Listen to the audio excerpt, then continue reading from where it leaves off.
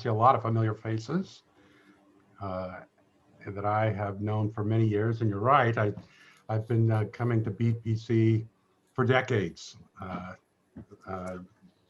Bill Barnes, I think. It was before Bill Barnes, actually, when I first started coming to BPC. So longtime friendships here to talk about spirituality and emotions and how we can deal with our emotional lives in a spiritually mature way.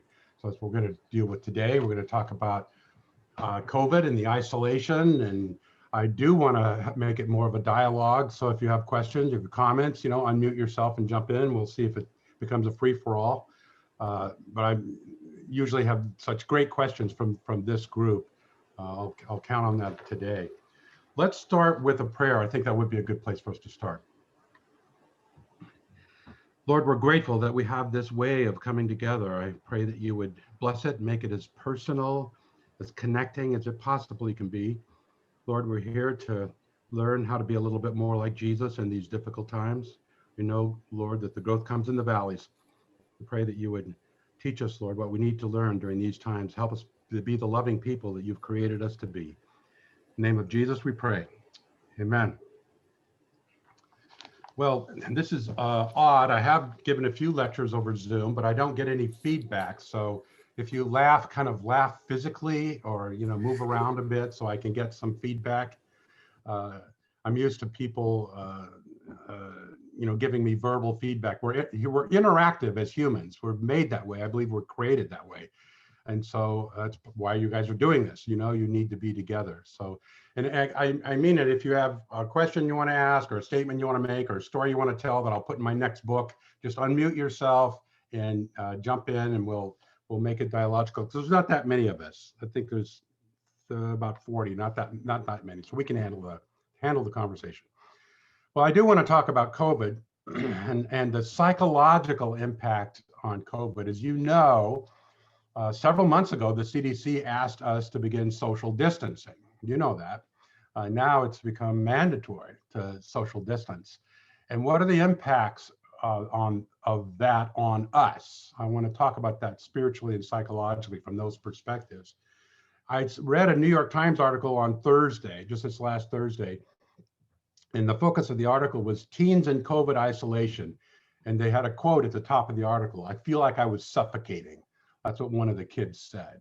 And so the focus of the New York Times article was on interviewing several teens who'd been in COVID, social distancing COVID for the last several months, and asked them, so what's it been like for you?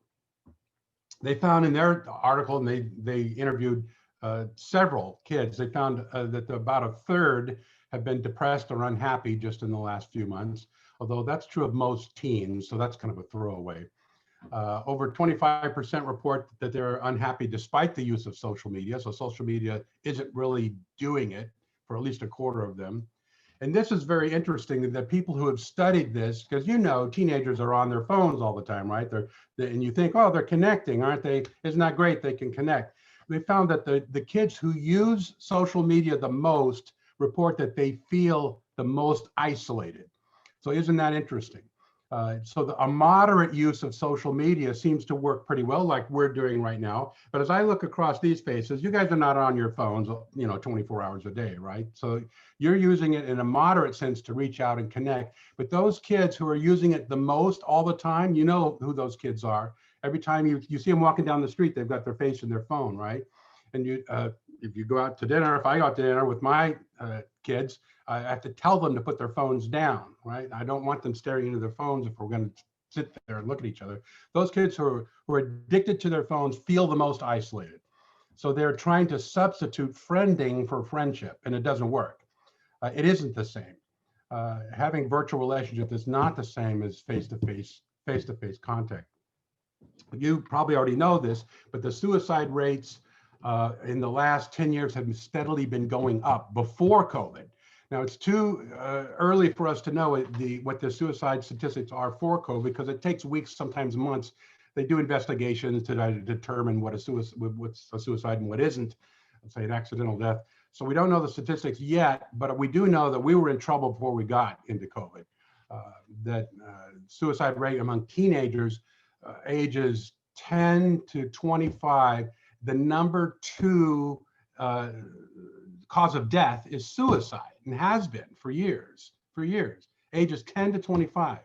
Now, we're doing something wrong if that's the number 2 cause of death, and it's been increasing in certain of those age strata, has been increasing by it's increased by about 30% in the last 10 years. So we're not doing something right in terms of addressing the emotional, psychological needs of our kids. We have had significant rise in emergency room visit for mental health problems, depression, anxiety, suicidal ideation, self-harm. And the kids are reporting things like, my parents lost their job, or I'm not able to be with my friends. Those kinds of things are quite serious reactions that are happening. It was a honeymoon phase at first. I know this. I've got a kid in college and 2 kids in high school who are trapped in my house. In the first few weeks, it was great. It was fun. I don't have to go to school. Isn't this great? I don't have to go to school. Ask them now how they feel. They hate it. They absolutely hate it, because teens turn to their peers more than their parents to get their identity and their social needs met. And you cut that off, it's a serious problem for them, because they're not able to get the kind of interaction that they need in order to develop in a normal kind of way. So one kid said, being in another person's presence makes you feel okay. Now, we actually know that's true psychologically. When you're in someone's physical presence, you're picking up on cues that you don't even know you're picking up on. I've talked about this before here, but we've discovered now in our brains what we call mirror neurons, that you have neurons that are mirroring the person that you're talking to when you're in their presence.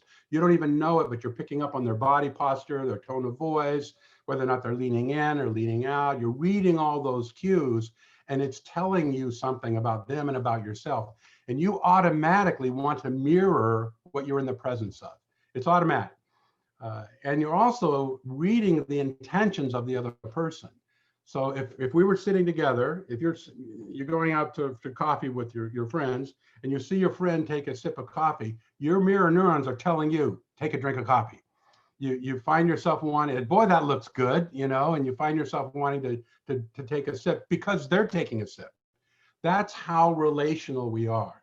And these mirror neurons, exactly. Now I feel like I need to have a drink here. Thank you. Laura did that to me.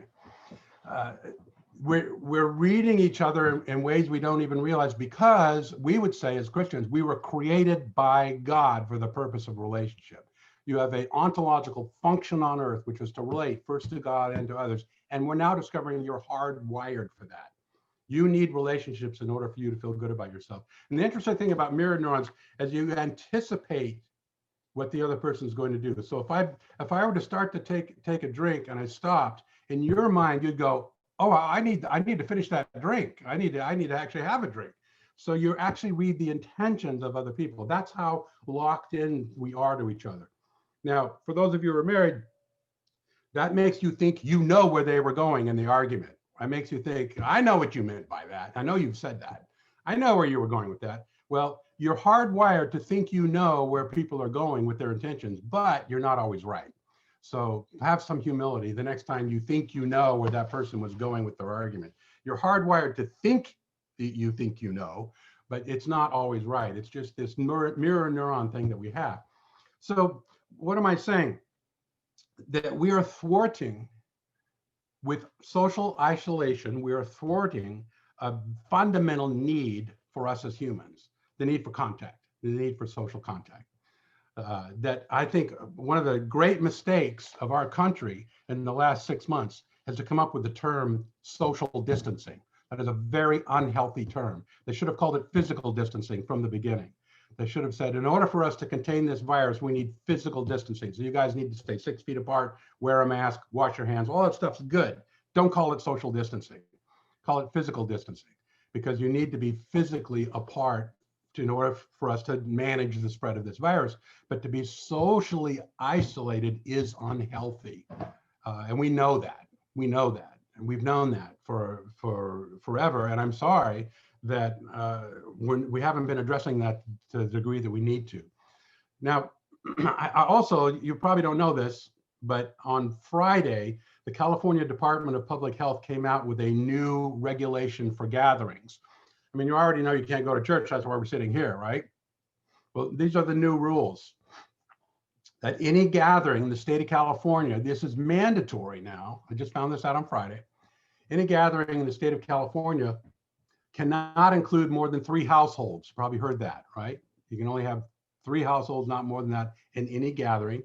And you must be outdoors if you're in the purple tier, which is all of LA County, right? So you have these gatherings outdoors. People with chronic medical conditions or other adults are strongly urged not to attend. So grandma's not supposed to come. And most of us are disqualified. I'm disqualified for my own Thanksgiving. You have to stay 6 feet apart, wear a mask, wash your hands. You know this part. And this one you've probably heard, now it's mandatory. You can only remove your face covering when you're actually eating or drinking. So in this gathering, you have to keep your face covering on, and then you can take it and take a sip and then put the face covering back on. That's the new rule from our governor. And he says, keep it short. And singing, chanting, which I love to do when I get together, singing, chanting, shouting, we also do that in my house. Cheering and similar activities are strongly discouraged at outdoor gatherings and prohibited at indoor gatherings. So basically, I can't have Thanksgiving at my house with my kids because there's no shouting, cheering. Disqualify us for Thanksgiving in my place. All right, so these are the rules. So what are we saying? And, I'm actually fine with those rules, but I'll tell you what I'm bothered by. There's no mention at all at the psychological or spiritual effects of those things. Nobody mentions that. So this is what you guys all need to do. Now go do it. And there's nobody saying, oh, now listen, this is going to hurt you. It's going to damage you. But we need to do these things to try and contain the spread of the virus. But hey, now here's other 10 things you need to do, because the 8 things I just told you are going to hurt you. So here's another 10 things you need to do to counteract the 8 things I just told you need to do to stop the virus. So you see what I'm saying? Genesis 2, verse 15. The Lord took the man and put him in the Garden of Eden to work it and to take care of it. And the Lord continued by commanding the man, you are free to eat from any tree in the garden, but you must not eat from the tree of knowledge of good and evil, for when you eat from it, you will certainly die. And then the Lord said, it's not good for man to be alone. I will make a helper suitable for him. So after he created Adam, it was very apparent to him, it's not good for this guy to be alone. And God was there with him, so he wasn't alone, right? So there is a horizontal, and a vertical way of us relating. We're created to relate first to God and then to others. And it's been that way from the beginning. It is built in. We are created in the image of God. And the image of God is God, the Holy Spirit, and the Son. They're relational. God is relational in his being. And you were created that way too. And it's not good for you to be alone. So what are we going to do? I think we have to have meetings like this where we're talking about exactly what's going on. I certainly am not disagreeing with anything that the CDC says. I don't want to take away any of those things that we need to do to help slow the virus. I want to add to it what we also need to be doing to take care of ourselves spiritually and psychologically. That is just as important. If the suicide rate was already going up, what do you think is going to happen now in the next year once we tabulate these statistics, when we're thwarting a fundamental spiritual and emotional need of all people by cutting off our ability to be with each other? And as I said, social media isn't cutting it. It's not doing it. We have kids who have hundreds of friends, they say, online, and most of them they've never met. So how are these your friends? Well, he friended me, right? Well, that's not friendship. They're not the same thing. Now, I need to throw in a caveat that there's a difference between solitude, isolation, and loneliness. So they're not the same thing.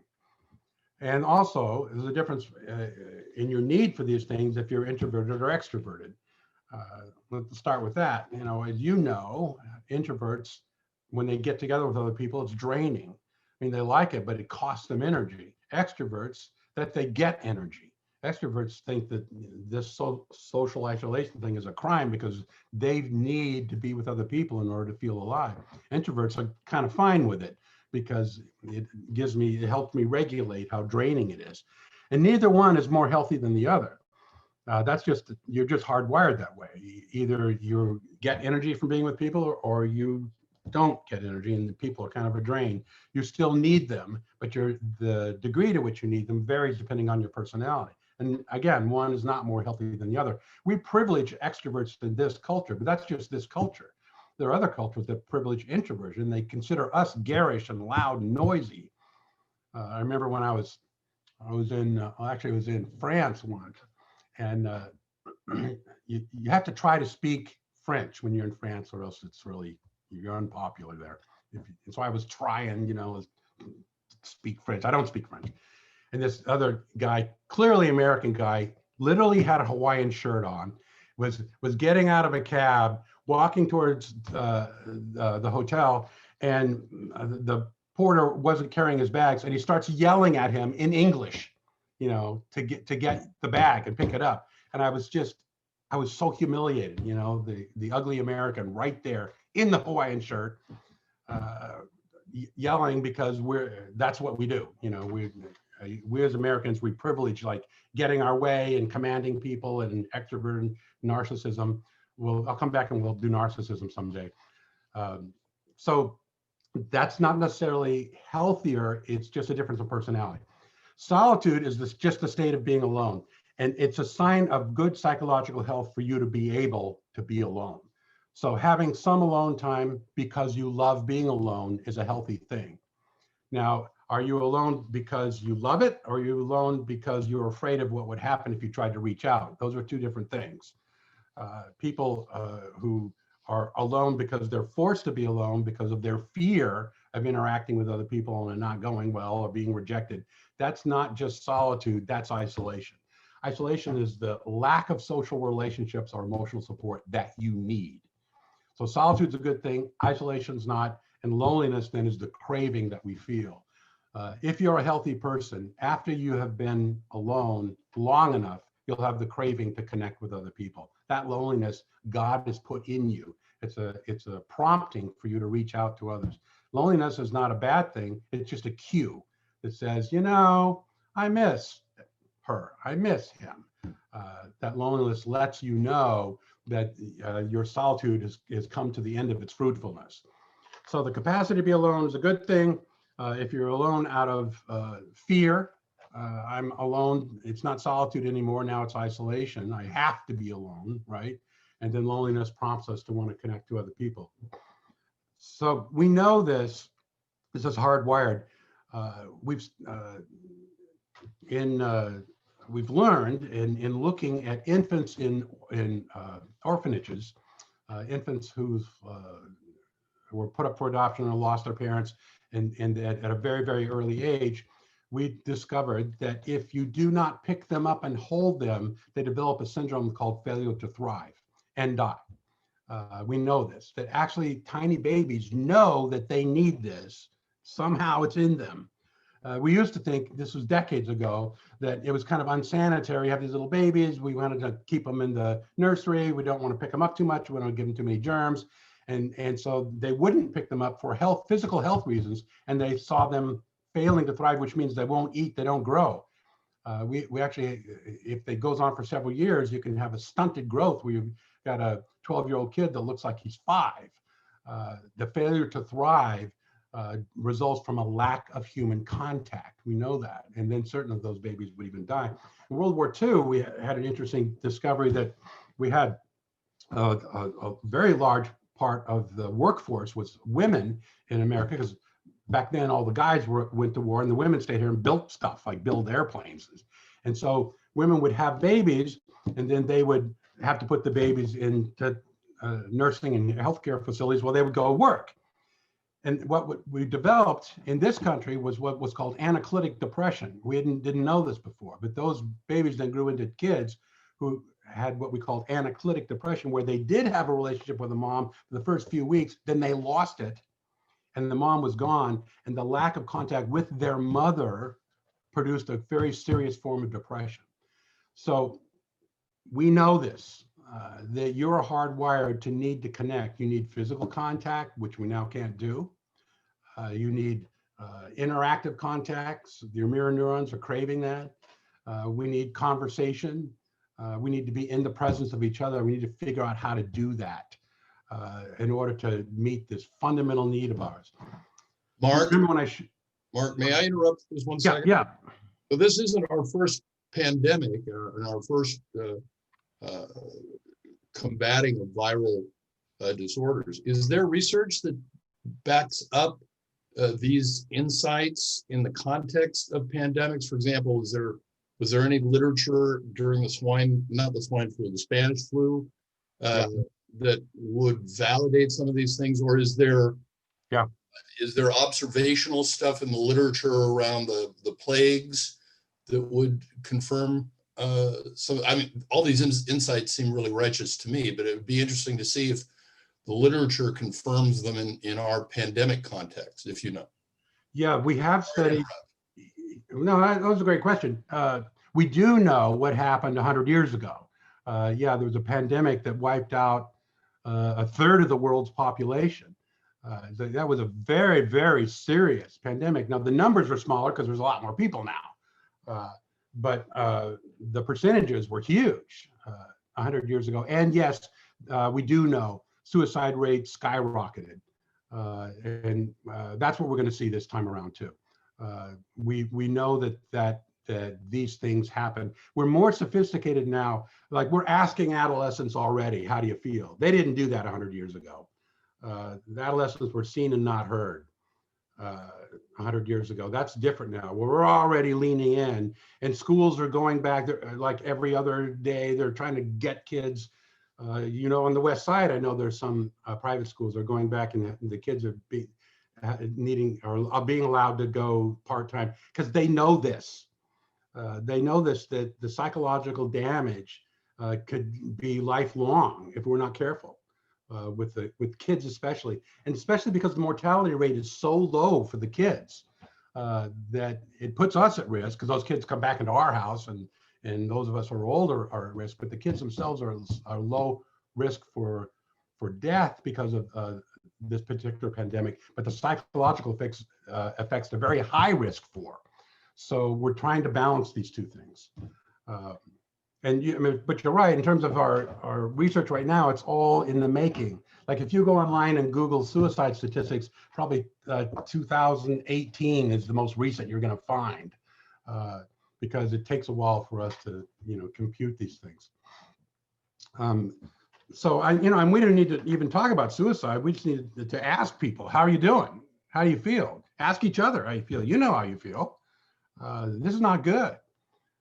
We're trying to address these issues that are happening right now. We can do some things different. I'm going to make some suggestions in a second. Do you remember the video I played? I don't know, it was about a year ago, about the mom and the baby, the still face experiment. Do you remember that one? Yeah, you can't forget that, can you? This guy named Ed Tronick had moms bring in their babies. And these babies are like 1.5. They weren't verbal. And the moms would be normal with the kids. You know how it is when you see a baby, you start talking like a baby. Your voice goes up, and you make these little sounds. And you wonder why you do that. It's hardwired for you to do that. You're interacting with the language that they use. Well, they bring the moms in, the mom would hold the baby, and then the instruction from the psychologist was for the mom just to have a still face. Not angry, not sad, not anything, just still. And the mom would have a still face, the baby is just, a few inches away. And within 90 seconds, the baby's screaming and writhing in pain. 90 seconds, that's all it takes. If I don't get feedback from you, interaction from you, I'm hardwired to be in pain within 2 minutes. I mean, it's really difficult to watch these videos. You can Google it, still face experiment. That's how young this hardwiring is for us. We need this interaction. We need this feedback. That's why Zoom is a little bit hard for me, and I'm glad you're interrupting me and asking questions, or else psychologically I'm going to be damaged here. This could be traumatic for me if I don't get feedback. We need that back and forth, and it is hardwired. When you see this at babies who are 1 year old, who are writhing in pain simply because their mom had a still face, not an angry face, a still face. I wasn't getting the feedback that I needed. Now, extrapolate that to your relationships today. You think, and men are worse at this than women, you think if you just don't say anything, it's not your fault, right? No. If you're not saying something, you're saying something. If you have a still face in an argument with someone, you're communicating and often putting the other person in great pain by just not having any reaction at all. For you to have no reaction at all sends a message to the other person and they're reading it. And you can actually make someone a lot angrier by saying nothing. We've now learned that I can actually make you mad by not giving you any expression at all on my face. That's how hardwired this is. That's how much we all need that kind of interaction. If it's missing, we have a visceral feeling inside. I'm in pain if I'm not getting that interactive feedback that I'm literally hardwired. I would say it's not an accident. My belief is that we are created beings and we are created for relationship, and we're hardwired with the equipment to do that well. And when that relationship gets thwarted or I get deprived of that, serious things happen, and they're not good. We know that before COVID, social isolation was already a problem. These are statistics before COVID. 43% of Americans often feel isolated from other people. Now, isn't that interesting? We've become so mobile in our world now that you can live in a house and not even know your next door neighbor's name. When I grew up, I knew the names of everybody in my neighborhood for a 2-block radius, and they knew my name too. Because I was out in the streets playing, causing trouble, and there'd be some other parents that say, "Hey, that's a Baker kid. Stop doing that," And we'd be interacting, and there was a kind of a social network of support. And I never locked my front door. Wasn't that true for you when you were growing up? Nobody locked their front door because all the other neighbors were watching who was coming in and out of your house. It's all different now. I'd be hard pressed to think, do I know the names of my neighbors on my street? I'd have to really think of it. There's several houses I don't know their name. We're cut off from each other in ways that are unlike previous generations, especially in large urban areas like this. 27% of Americans said they don't feel people really understand them. 47% lack meaningful social interactions, really quality friendships. Isolation is worse at the extremes, like teenagers and then people who are elderly. Those that make sense are the ones who feel isolated the most.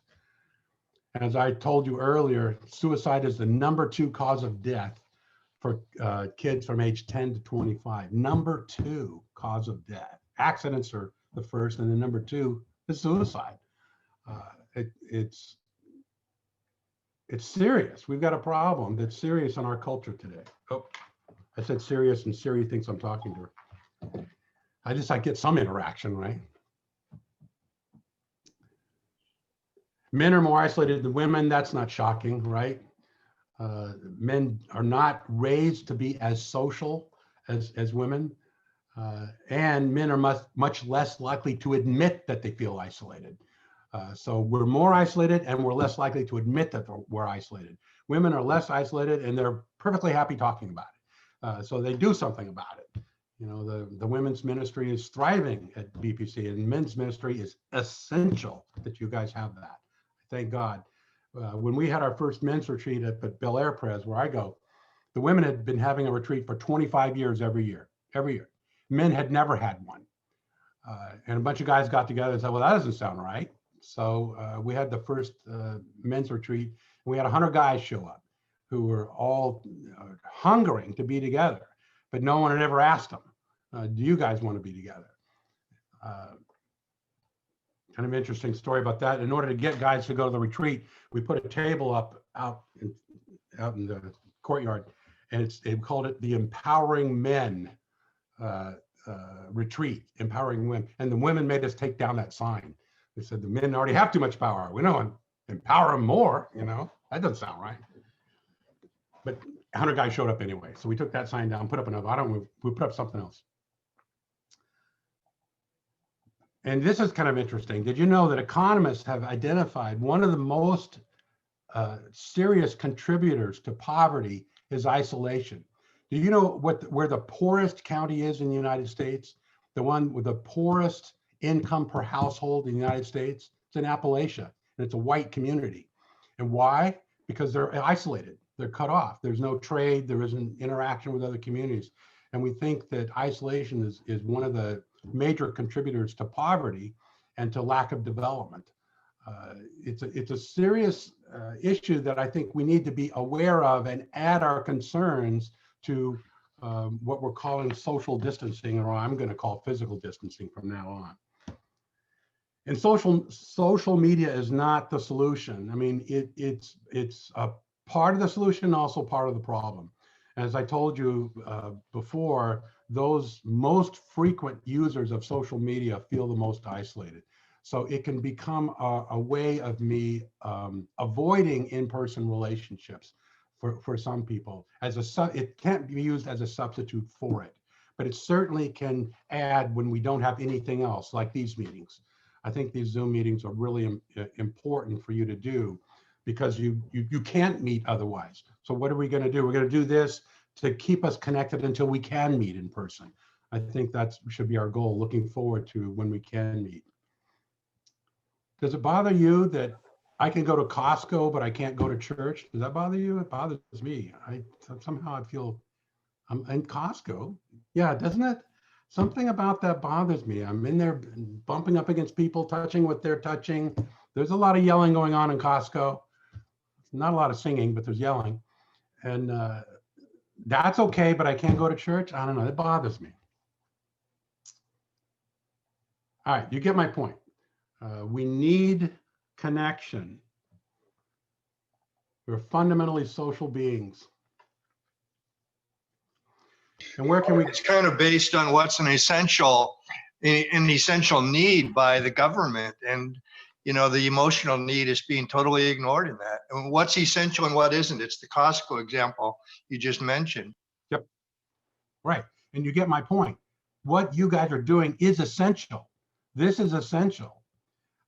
And like I said, the guidelines that the governor just put out were all about physical. There was nothing about emotional and spiritual in there.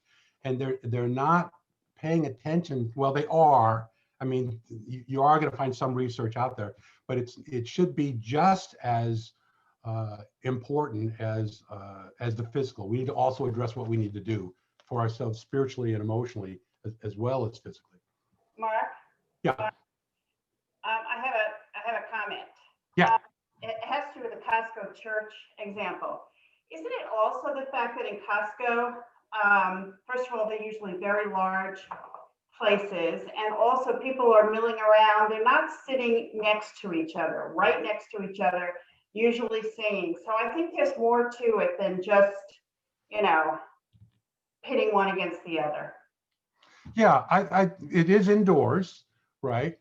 And I know there are a number of churches who have very large auditoriums, and they would like to spread people out in there, and they're not allowed to do that. But yes, it isn't just. I'm sure Costco made their argument to the government. Look, we'll make them wear masks and we'll keep people moving and have fans and something.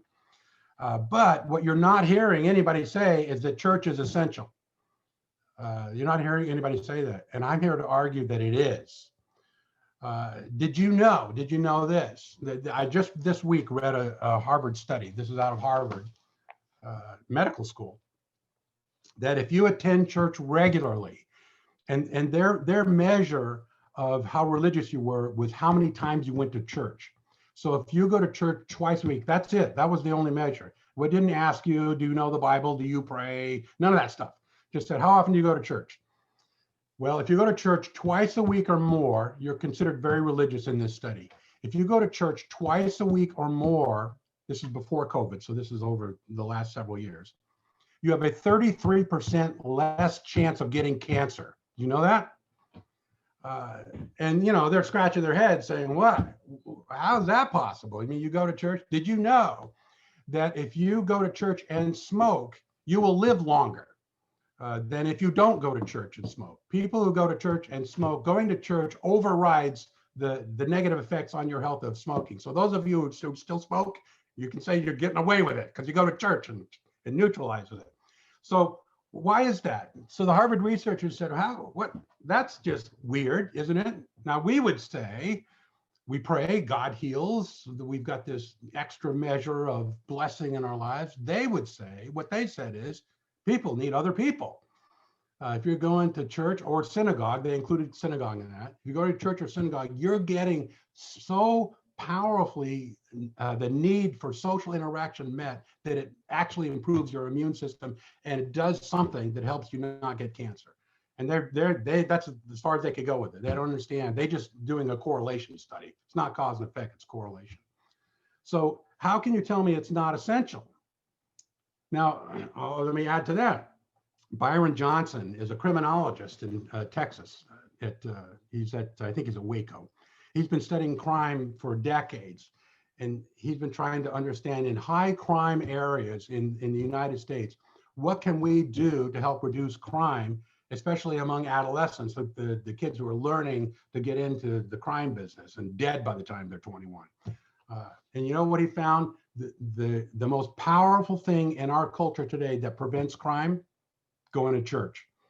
That if you take in high crime areas adolescents and they go to church more than once a week, the correlation with crime, I'll read you, much less likely to engage in drugs, violent crime, nonviolent crimes, are much less likely to have sex outside of marriage, skip school, they stay in school, they make better grades, they find steady employment. It's associated with a sense of well-being, hope, meaning, purpose, self-esteem.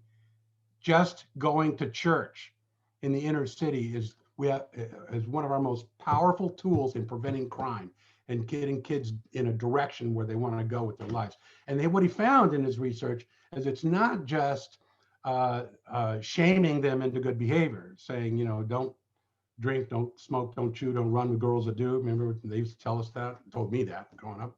It's not just telling them what not to do, it's giving them something meaningful in their life to replace it.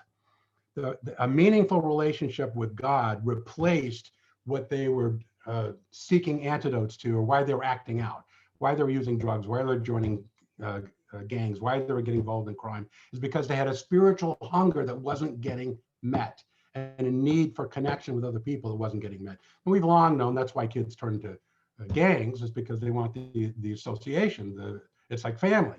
Most of them don't have dads that turn to the gangs to get relationship. The church provides us with that. Don't tell me church is non-essential.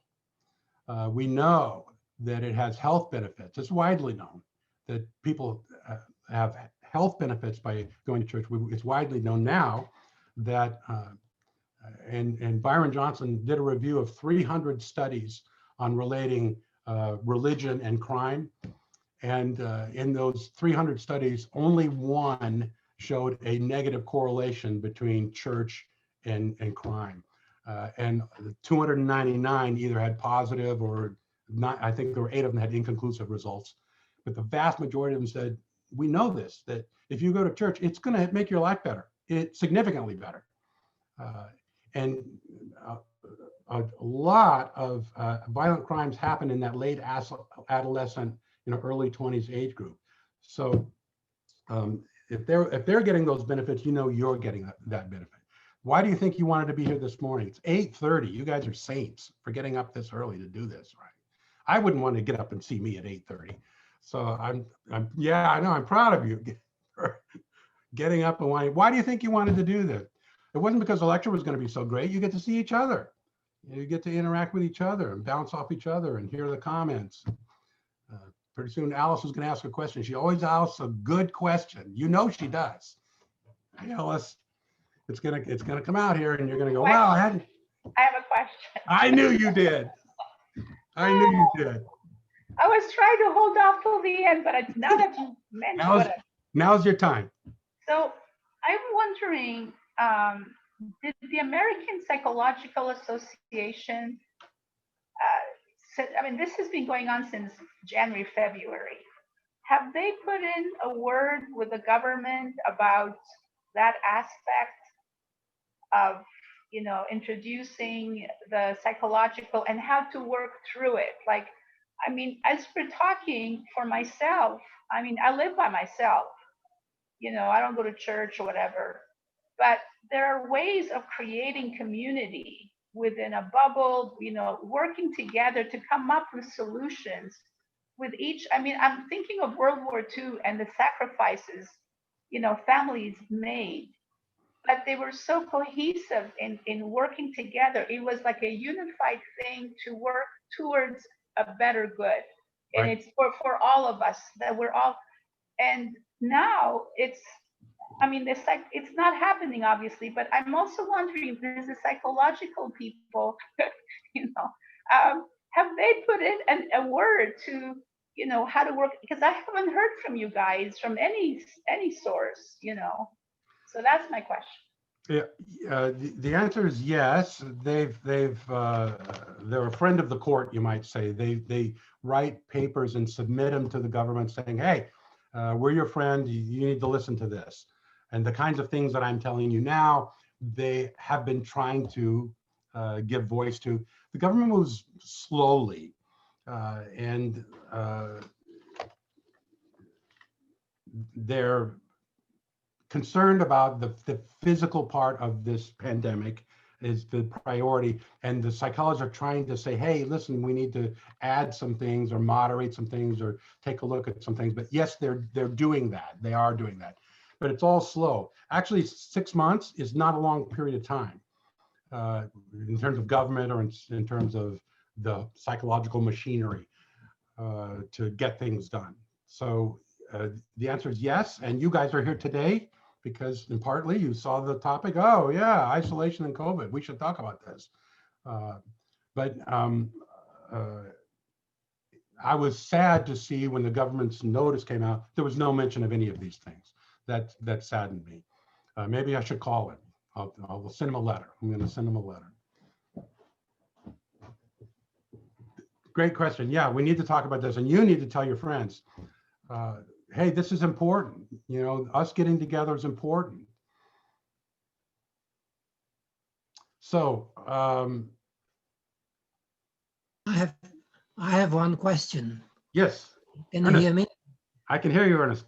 I can't see Okay. you, but good to hear you. One question is the damage due to denial of affectionate contact in childhood. Is that damage permanent or can it be reversed? The scars are left, but the damage can be repaired. Let me put it that way.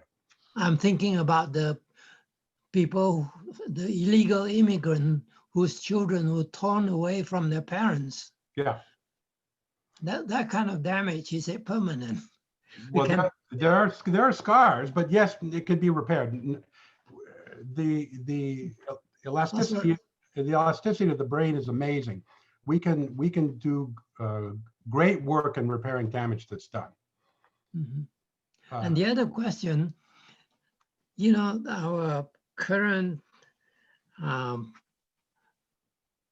commander-in-chief obviously have some serious psychological problem. And the statistically is within the statistical share to have one absolutely abnormal person like that out of 330 million people. But to have so many supporters, I cannot understand it. Well, I would have to do a psychological study of everyone in the country to answer that question, Ernest. So I'm not going to be able to do that. But you only have a couple more months of having to suffer with this, and it's behind us. I'm pretty sure the election is finalized. We're moving on, and we'll all have scars. But healing is possible. Healing is possible. I absolutely believe anything can be healed. We will survive this time. You will survive this time. And we're just talking today about what we might be able to do to help us all survive this time. So what are we looking? Mark, can I say something too? Yeah, yeah. I'm thinking about this, what keeps coming up to mind for me as you're talking is this idea of holistic care, that it's not just the physical body, but it's also the mind and the spirit. And thinking about, you know, I feel like there's been more of a shift in Western healthcare to be more mindful of that and to try to you know, like hospitals having chaplains and more investment in mental health, or not investment, maybe financially as there needs to be, but at least a growing awareness of the connection between mind, body, and spirit. Yeah. And so what I hear you saying is our government and culture and society is so focused on the body right now in terms of not contracting disease, not sharing disease. But what is lacking is the consideration of the health of the mind, the health of the spirit, and all the side effects thereof with the isolation and what's going on with that. And I think that I feel like I have had a lot of those kinds of conversations, and that there has been a lot of awareness and a lot of, I mean, even here in the church, we're, you know, constantly trying to figure out what we can do to bring people together virtually, or, you know, doing drive-up communion. What can we do that is safe? And also mindful that, like you said, there are going to be scars and repercussions down the road of people's mental health deteriorating. I mean, there's definitely in the past year, we all know this, that some of our older folks who already are suffering with, you know, Alzheimer's, or, you know, isolation is really hitting them extremely difficult. It's very difficult for them. Right. So, Right. So we're already seeing some of this already. But that's what I'm thinking of as you're talking is the holistic aspect of health, and Right. how that's a growing awareness in our healthcare system, but there's still lots of research coming out about the connection between mind, body, and spirit. Yes, and no one's really pushing back. You know, when I say these things, everybody nods their head. Nobody says, "Oh, that's a bunch of hooey." No, nobody says that. It rings true. It's like, yeah, you're right. I feel that too. I have felt lonely in the last few months. Yeah, in the beginning, it sounded fun to not have to drive. You're not all in your cars now. That part's fun, but there's a price to pay, and we're all feeling it. Steve, you're gonna say something? Yeah. Yeah, it's interesting too. An extension of the still face experiment is wearing masks. Right. Because we walk the dog every day and people are masked, and it's like you're not even in the same world as they are, you know, and you can't read expressions. It's nice today to have actually to see expressions of people's faces, as you Yes. mentioned it. Yeah, that's a very interesting observation. I hadn't thought about that, but that's very true. I'm kind of musing here, and I'm not sure if I can expect a definitive answer, but as you're talking about these things, obviously a great many of the people in the United States are bridling against government mandates for even mask wearing. And I'm frustrated at that. I go out on my bike in the neighborhood and maybe a quarter of the people wear masks. Admittedly, they're outdoors, but and I'm wondering, you know, this reaches farther. This is certainly an important mental health and psychological issue, but is it also a governance issue? I think there are many of us and who don't want to be told by the government what to do. And I'm not necessarily one of them, but I can understand that.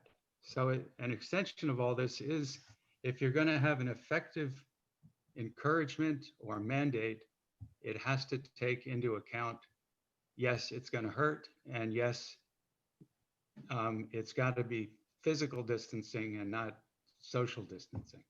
Yes, that's exactly the point.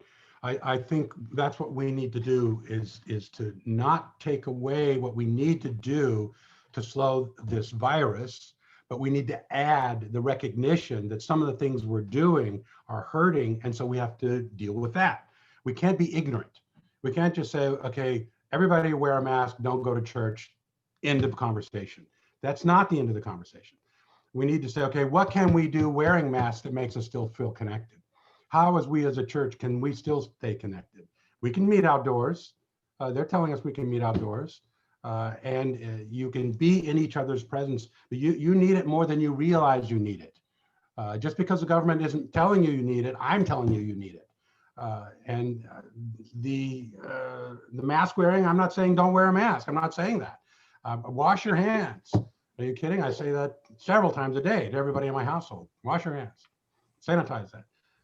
Mark, another point is that a large segment of the population is unemployed. Yes. They have no income. Yes. They are going in debt, or they can't even find food sometimes. Yes. So that has a lot to do with the psychological implications of their lives and the people around them. Correct. I think that for some people has been so traumatic, it will be difficult for them to ever recover. I know, I'm sure you know, people who've had small businesses that are gone, they'll never come back. Somebody was telling me the other day that something like a third of the pastors in this country lost their churches and they're not going to come back. Huge number, a huge number. It was, I don't remember what the statistic was, but it was a huge number. These people are going to be traumatized for years, We have to address that too. What are the emotional and psychological and financial impacts? So what should you look for now? I've just got a few more minutes. Anxiety, depression, anger, shame, the classic painful emotions. Those are the ones we're going to look. Anxiety and depression are the key ones that we see that are going up. People reporting more anxiety, more depression. Shame is the feeling we get when we're cut off from other people and feel unworthy. If I'm cut off from other people and I begin to doubt my worth, that back and forth that I'm talking about is what gives me a sense of self-worth. When I interact with you, just these few questions, I feel better just because you guys asked 5 questions. Like, oh, I'm not alone here. It's not just me talking to myself. I can feel it. I can feel the difference with the interaction, and it helps my sense of self. And if I don't get that, enough of that, I begin to doubt my own worth and develop the sense of shame. Guilt is the fear that I've done something wrong. Shame is the fear that I am something wrong. And shame is much more toxic, and it results from broken relationships. So those are things we're looking for. People during this time have an excessive fear and worry. Worry is the illusion of power for the impotent. Worry is me feeling like I'm doing something when I've got nothing to do. If you feel powerless, you're going to worry. So it's the root of that. Jody, you want to say something? Yeah, I was just going to say that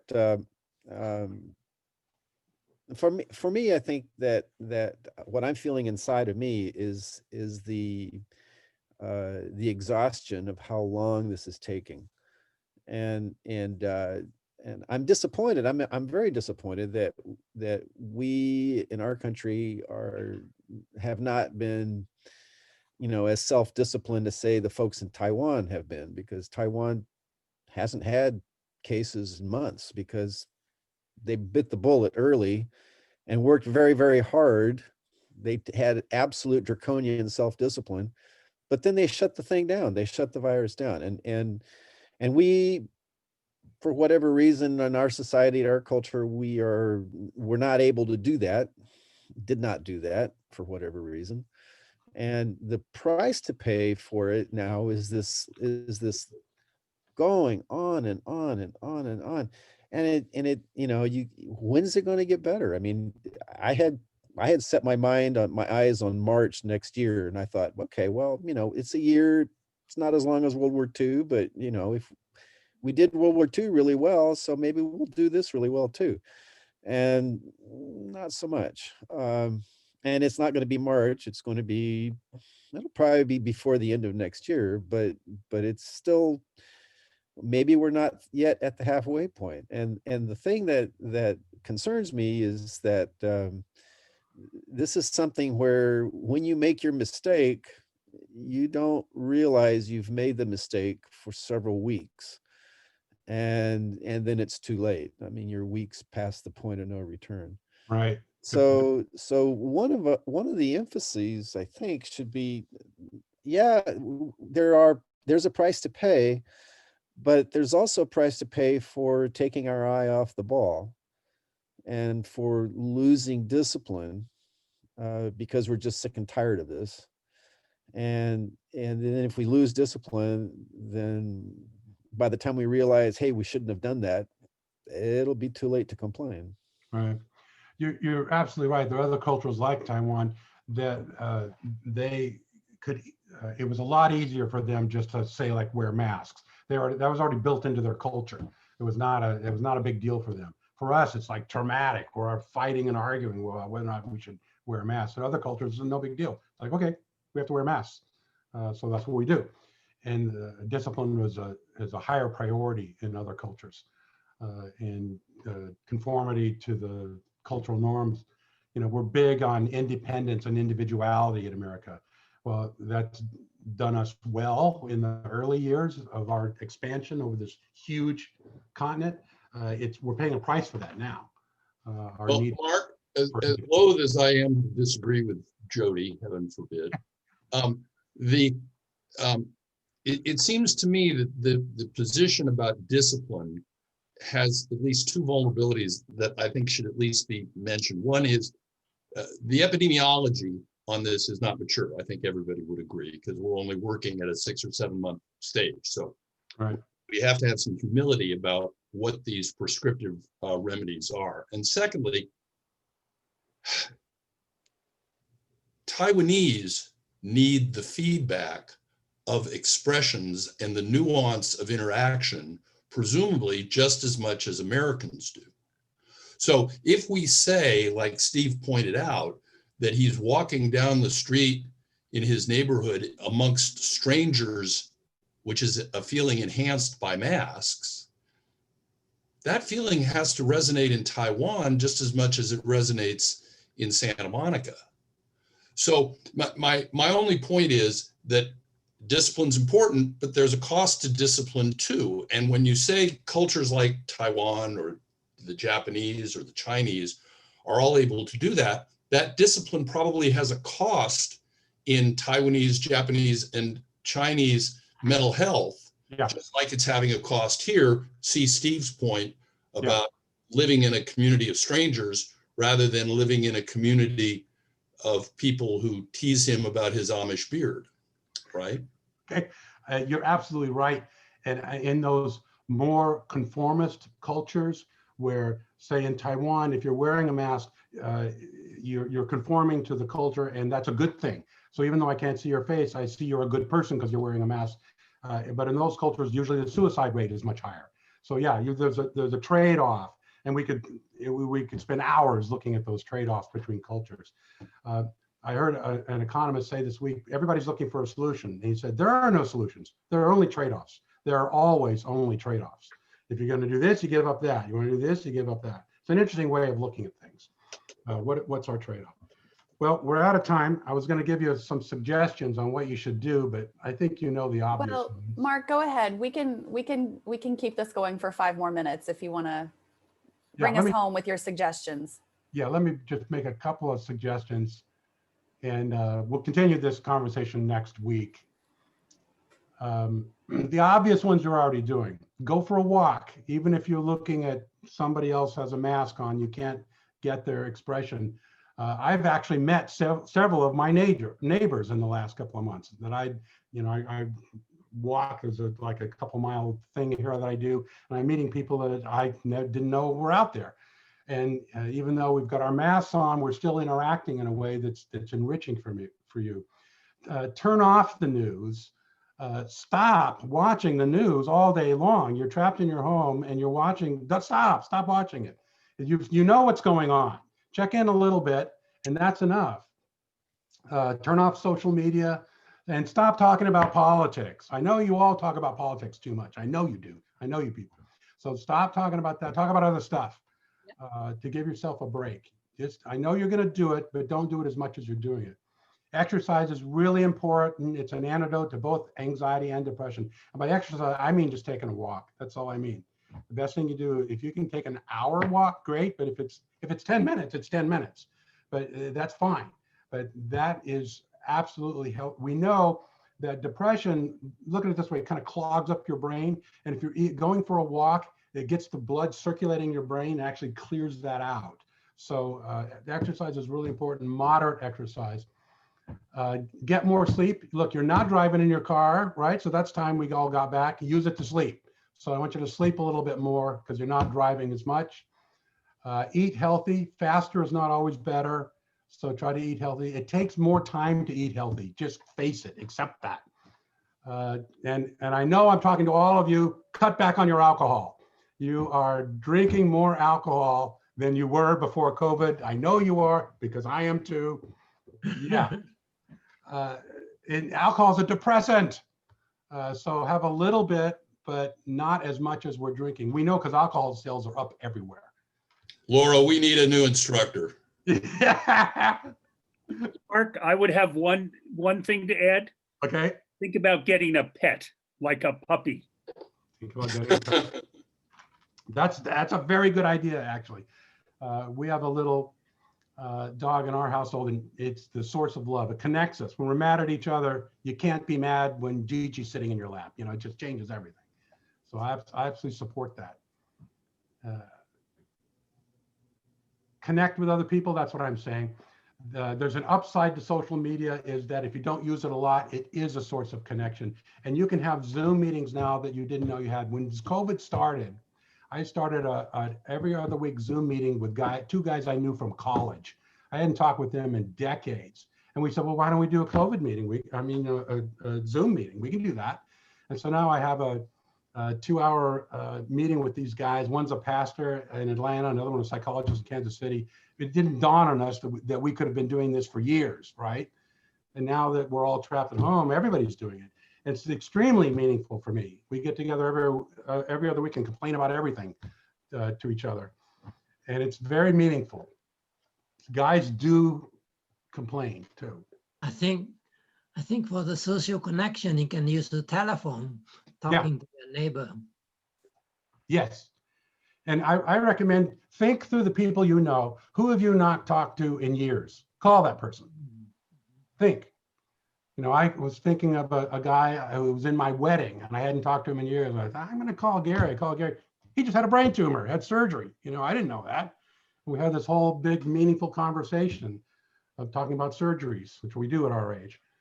It was very meaningful. So I would say, think who you have not talked to in a long time, call that person.